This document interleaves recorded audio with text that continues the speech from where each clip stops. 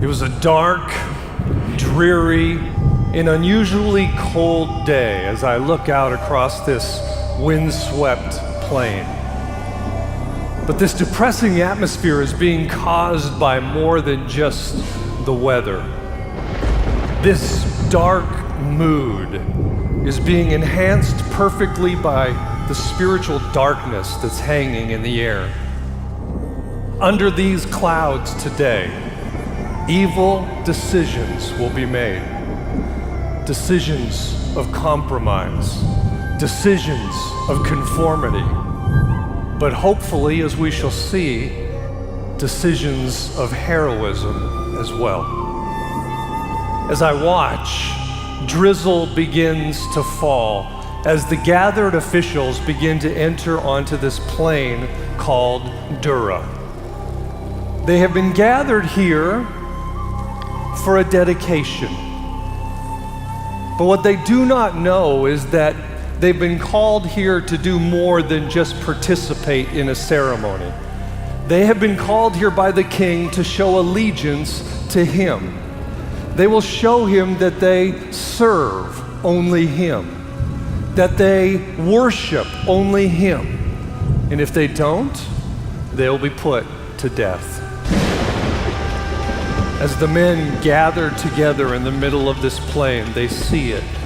Rising up above them out of the ground, standing 90 feet above their heads, is a golden statue.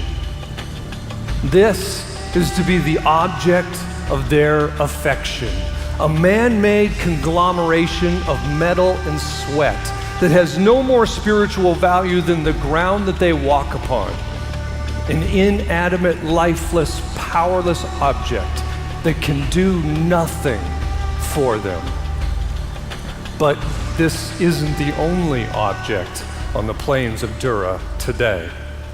Set off to the left of this golden statue is a blazing furnace. A furnace that is burning so hot that even from a great distance away, the heat from its flames can be felt.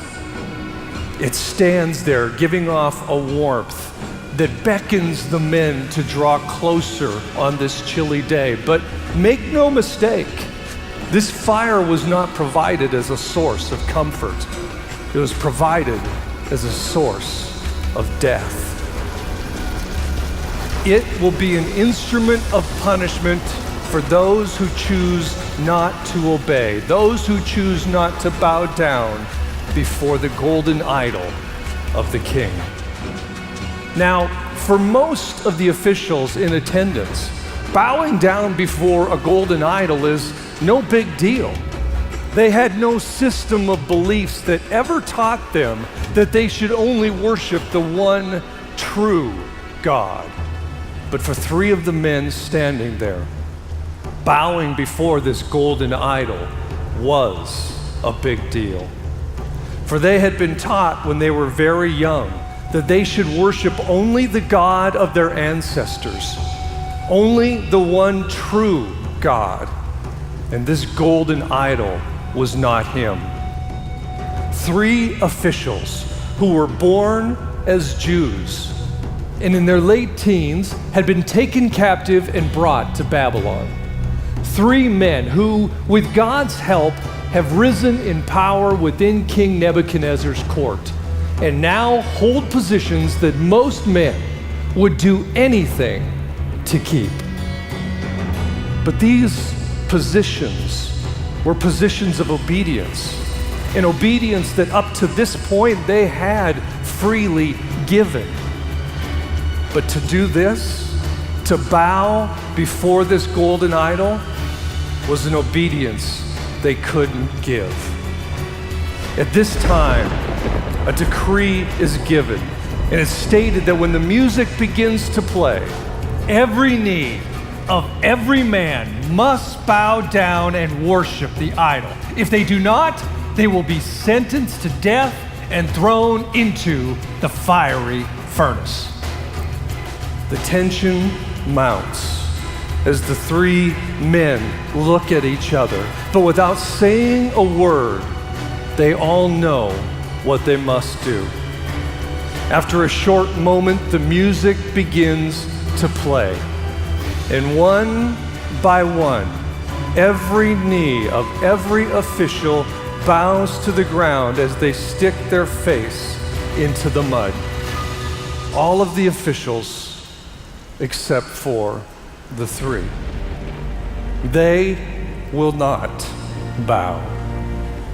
Instead, they stay standing, hoods covering their heads, arms outstretched, faces pointed toward the heavens, standing amidst a sea of prostrate leaders, unbowed, waiting for the inevitable.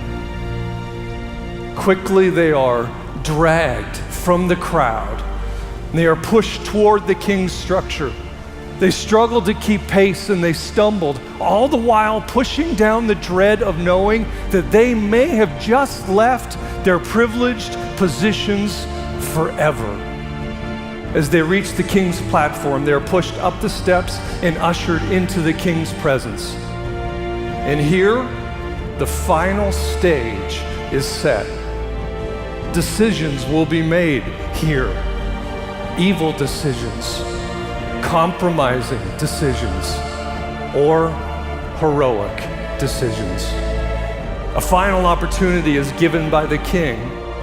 Nebuchadnezzar, eyes full of rage that anyone would dare come into his court and defy his orders, said to these three men, "I will give you one more chance to bow."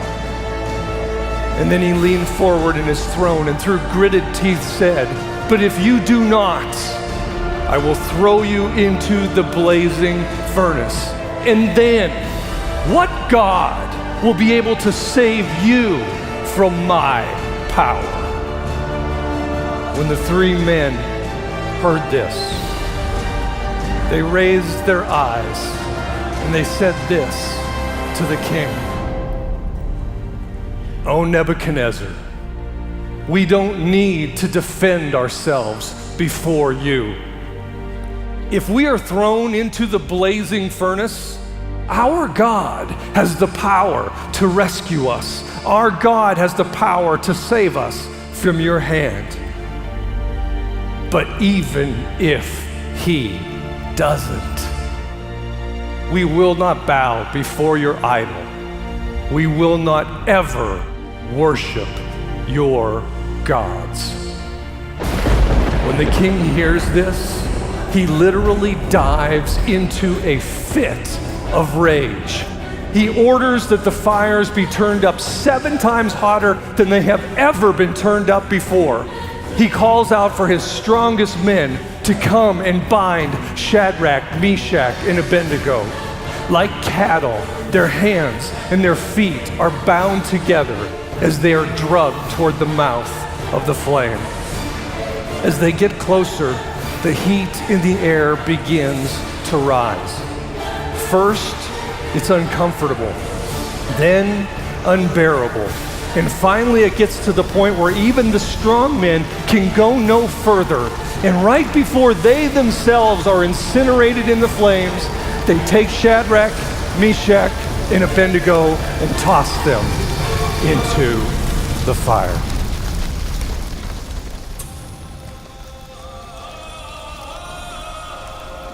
Standing up for what you believe in is sometimes a very difficult thing to do. It requires a great inner strength, an inner strength that these 3 young men had. An inner strength that told them that even though they could die for their decision, they would not bow.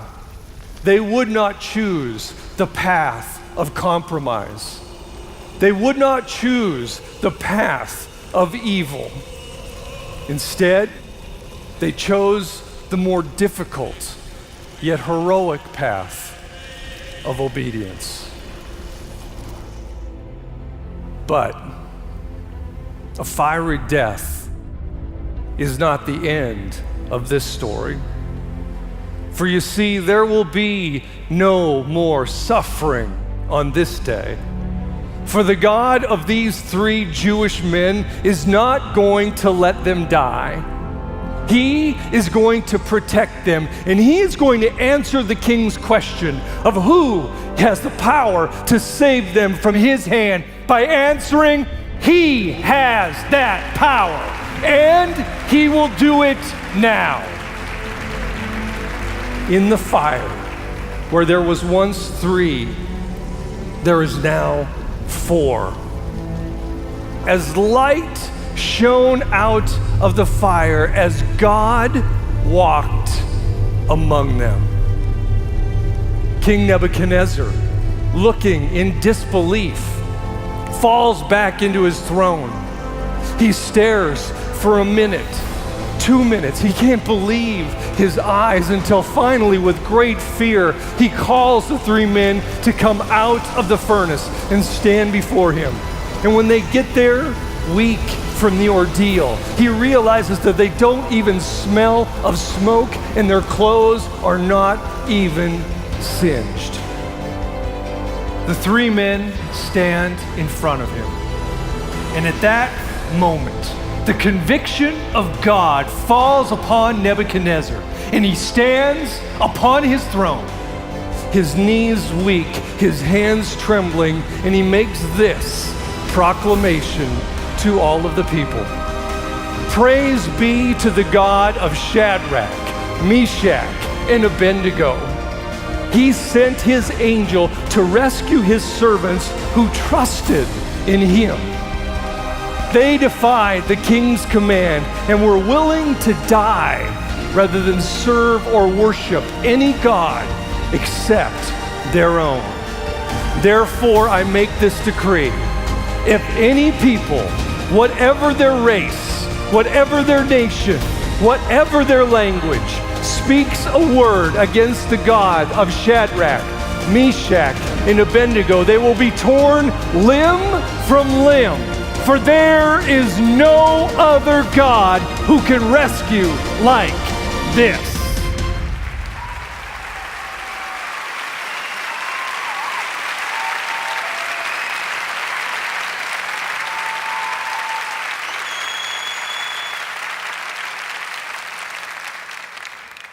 Doing the right things at the most difficult of times only happens through God's help and through godly morals.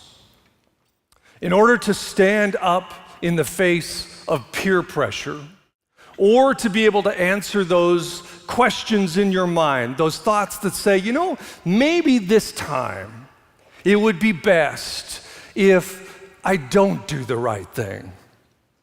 Shadrach, Meshach, and Abednego knew in their heads that it was wrong for them to bow before that golden idol, but I don't believe that's what kept them standing. I believe what kept them standing was what was planted in their heart. That's what gave them the moral fortitude to stand in the face of death. I have given my life to work with kids.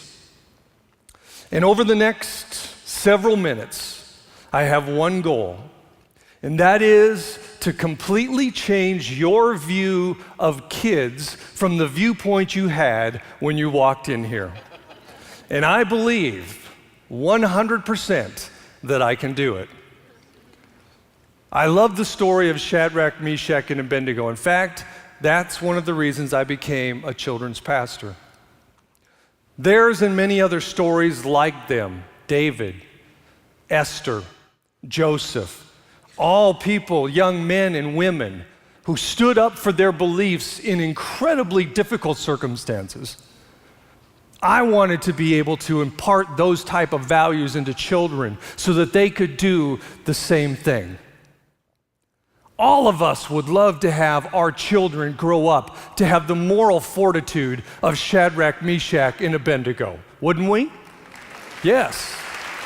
The question is, how do we do it? Well, the Bible gives us an answer.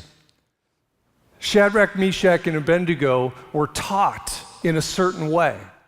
And if we look in the book of Deuteronomy, chapter 6, verses 5 through 9, it says this: Love the Lord your God with all your heart, with all your mind, with all your strength. These commandments that I give to you today are to be upon your hearts. Impress them on your children.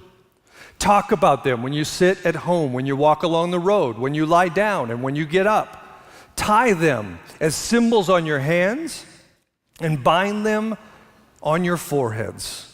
Write them on the door frames of your houses and on your gates. What is this verse saying? It's saying that during this impressionable time, we have the responsibility to impress on children God's commands. And what happens when we do that? It says that it will become upon their hearts. That's what Shadrach, Meshach, and Abednego had. 3 young men who were torn from their families and taken to a foreign land, who had the fortitude to stand. Why? Because somewhere in their past, their family, their extended family, impressed into their hearts that there was only one God and that only one God should be served.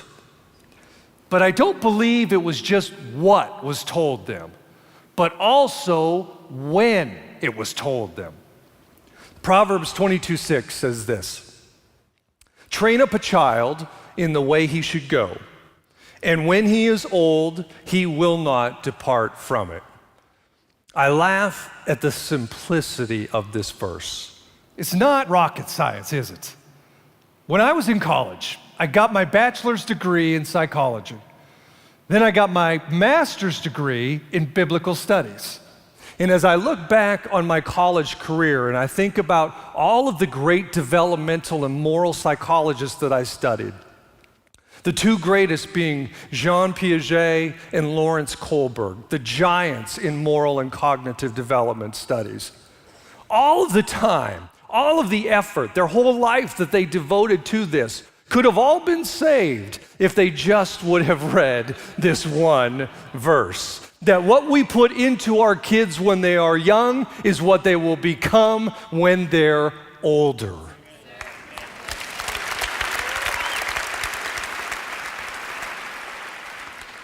Since we're on that subject, let's go ahead and take a look at what developmental psychologists say about this important time in our life called childhood. I want to show you a graph up here. As you look at this, there are 2 different lines. The first one I want to look at is the cognitive development.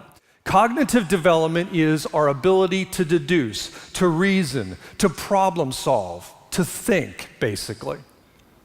It says that our cognitive development peaks out somewhere around the age of 35. Now, it doesn't mean that your cognitive development completely stops at 35. It just means that it's starting to go down. However, look at that green line, the moral development that begins at about the age 2 and peaks at age 10, and then continues to drop till about age 18, where the majority of our values and morals are set. What does that graph tell you? I know what it tells me. We don't have a lot of time to build into our children.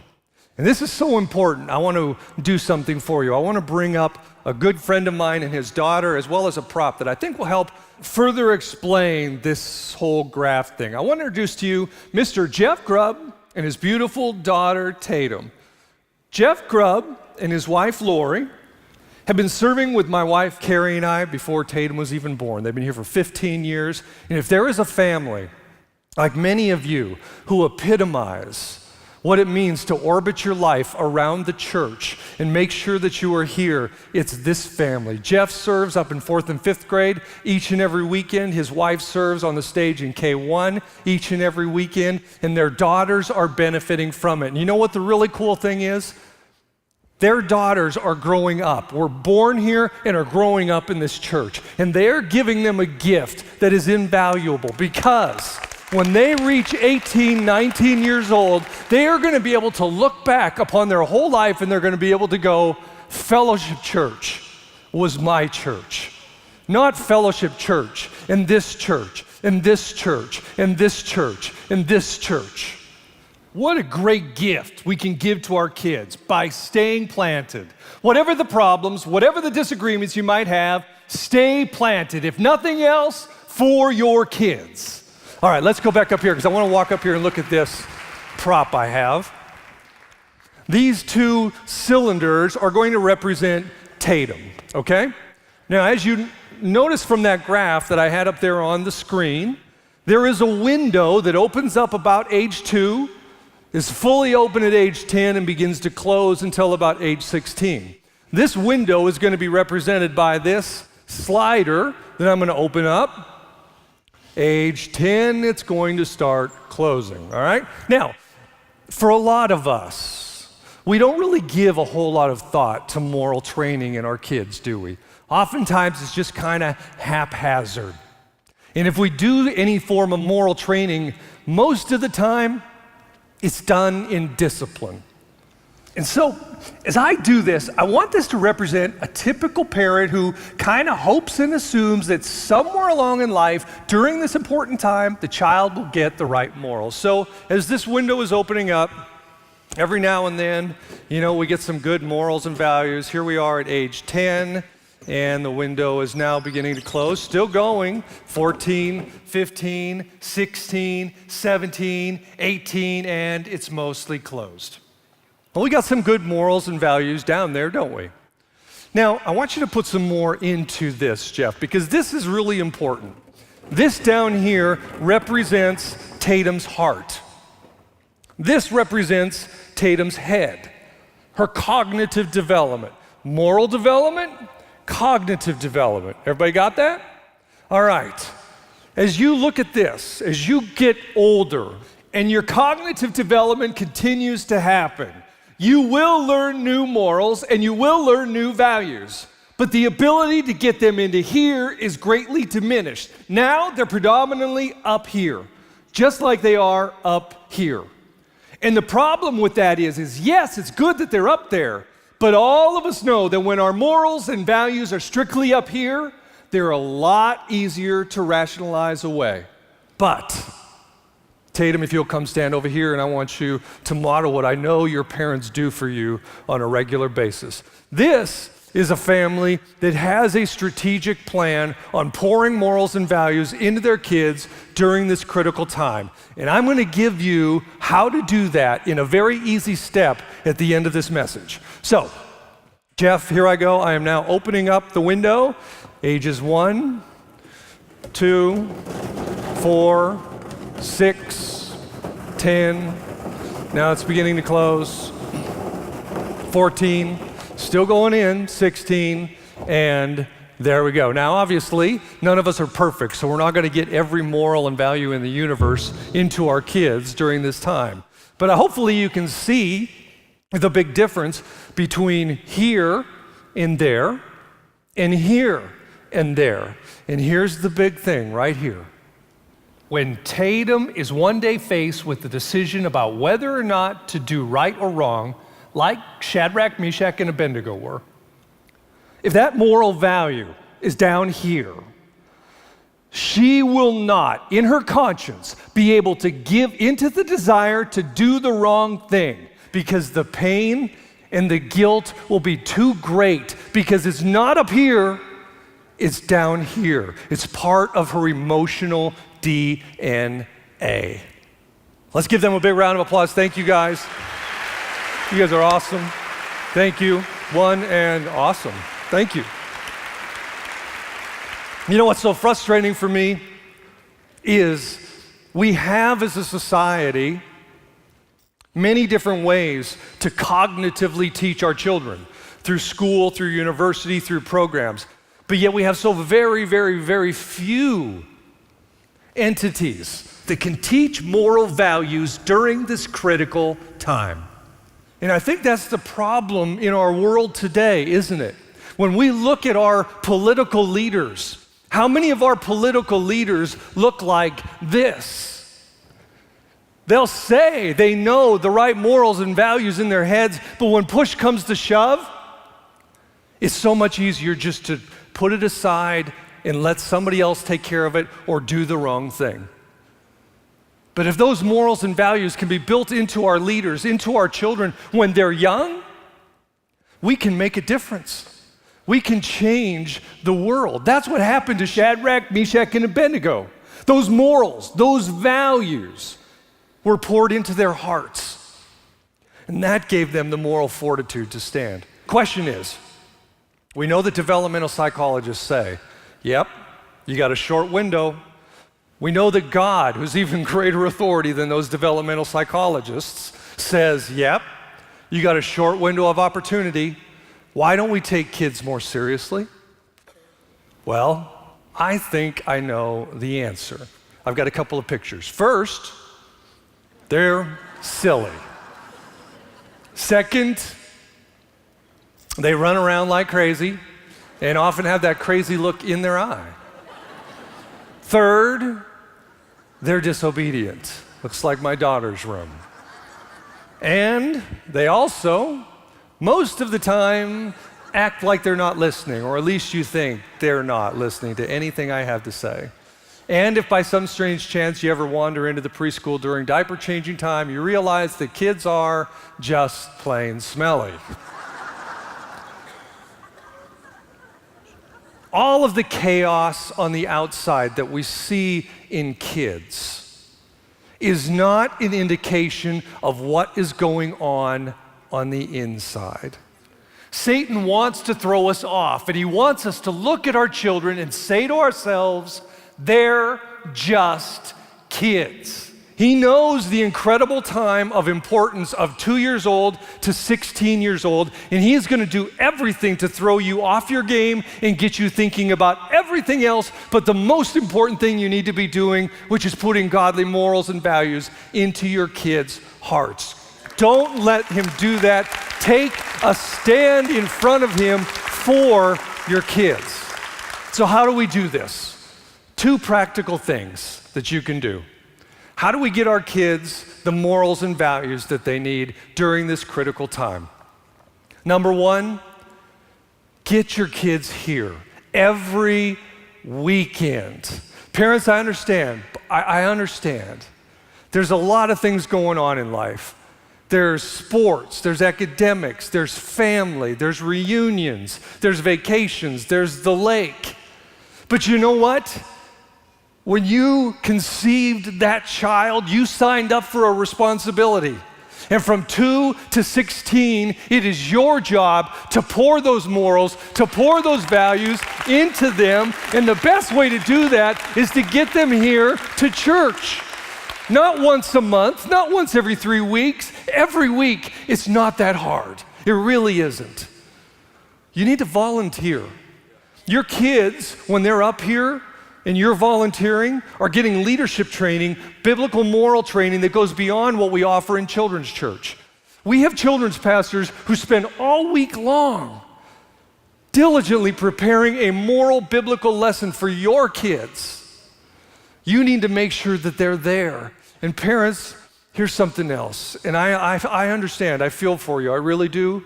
Because I know how it is. Mom, I want to go to church with you. Dad, I want to go to church with you. I don't feel good. I got a tummy ache, which always comes conveniently about 3 minutes from the door as you're walking into church. You need to say, you know what? No. You're going to children's church. Because Pastor Ed develops a lesson that is designed for youth and for adults, not for kids. And if you make the effort to bring them to church and they're sitting beside you, you've wasted that whole hour that they could have been down getting age-appropriate biblical moral leadership training. Make sure you kids are here and in children's church. All right, enough of that. Number 2, this is the big one, because this is the one that literally could change the world, and I'm going to tell you how. We have another site called leadershipforkids.tv. On there are over 250 leadership videos that teach biblical moral principles. Just like the story that I told today, there are 250 leadership lessons just like that on this website.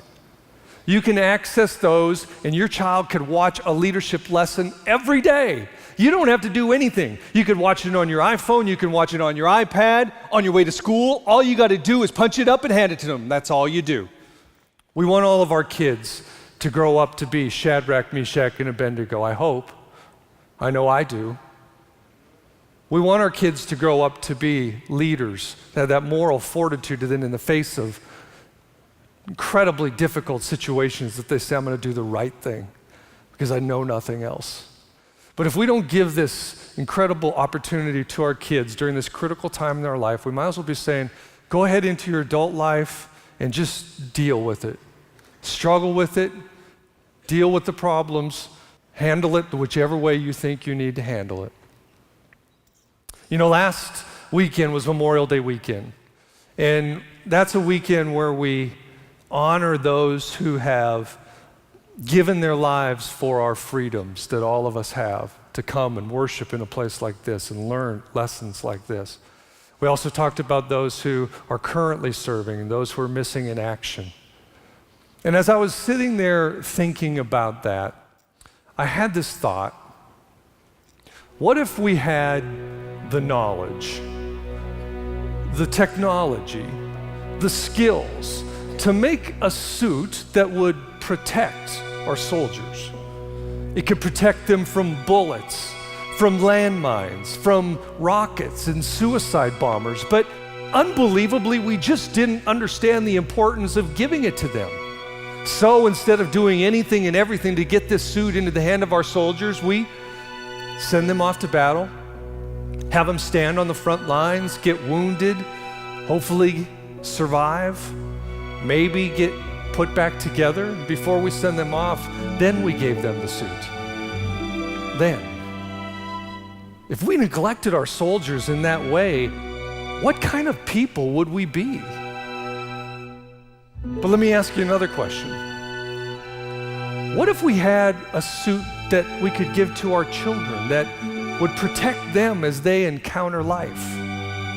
A suit built with knowledge, skills, and values that would guard them against the dangers of this world. But again, because we just didn't fully understand the importance of what we had to give, we just decided to allow other things to take priority, to push it aside. Well, I feel I need to tell you, we have such a suit of hope, of character, of leadership, a kind of suit that is better than military armor because it is designed to protect a heart that will beat beyond this world.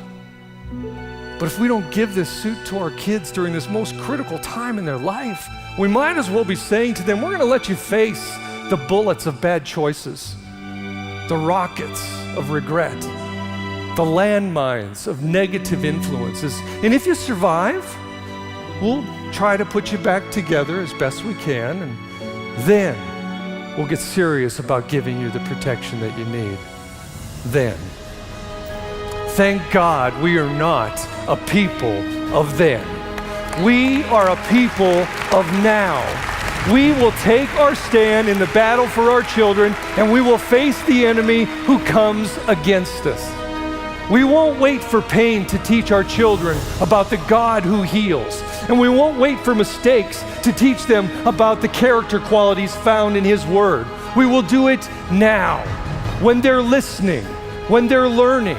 We will give them the tools. We will give them the knowledge. We will give them an actual relationship with the almighty ruler and creator of this world. Give your best and fight for your children. Don't ever say to yourself, they're just kids. For it is now that they deserve your passion, your commitment, and your utmost drive. For the kingdom of God belongs to them.